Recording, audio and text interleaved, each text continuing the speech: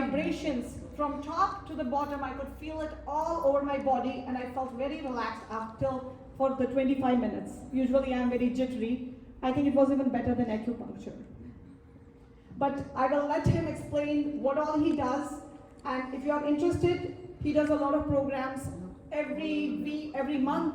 But if you want to be included in his mail, he can introduce you. He's on Instagram too, of course, being the young Gen Z person he is. But millennial, please. Millennial, okay. Right? Without much ado, let me hand it over to Tom. Tell us about young, but not that young. Thank you, everybody, for having me. I'm honored to be here. I want to first start off by saying that this building is incredibly beautiful, and it's filled with joyful reverence, which is a major upgrade from what used to be here previously, I'm sure. I'm born and raised Catholic, so I know what the energy used to be like in this building. Vanita asked me to come here and speak to a couple of her friends, and when she said a few of her friends, I didn't assume 46, but knowing Vanita, I shouldn't have been surprised. So happy to be here. I am friends with Vanita's husband, Aaron, and we've been friends for years. He comes to my facility, which is called Float SNJ in Marlton, New Jersey. We've been there for about 10 years, and the primary thing that we do is offer an experience called flotation therapy or sensory deprivation. And the long and the short of it is you are in a small pool that's about the size of a king-size bed, 24 inches deep of water with 3,000 pounds of Epsom salt dissolved in it. So a human being is suspended effortlessly on the surface like an ice cube in a glass. It's a really amazing experience to feel the pressure removed from your joints. Since you're in zero gravity, the body naturally sort of decompresses. Epsom salt absorbs through the skin and reduces swelling and inflammation throughout the body, and corrects a lot of mineral deficiency that has to do with quality of sleep and general overall inflammatory response.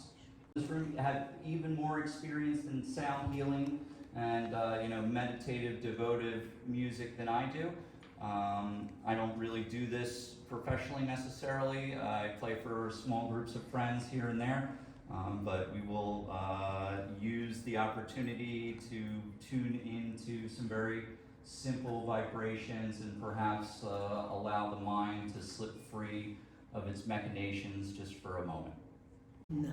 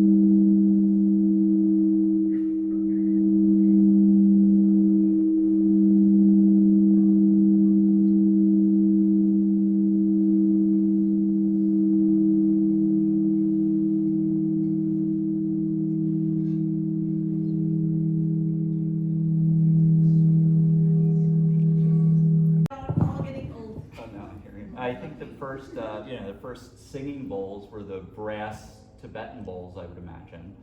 And then somebody made quartz crystal wine glasses and figured out that if you ran your finger around the edge, it would produce a sound. And then this is, beach sand, quartz sand that has been crushed up and fired, and they pour it into the bowls. And if you have a full set, the full set are one for each chakra.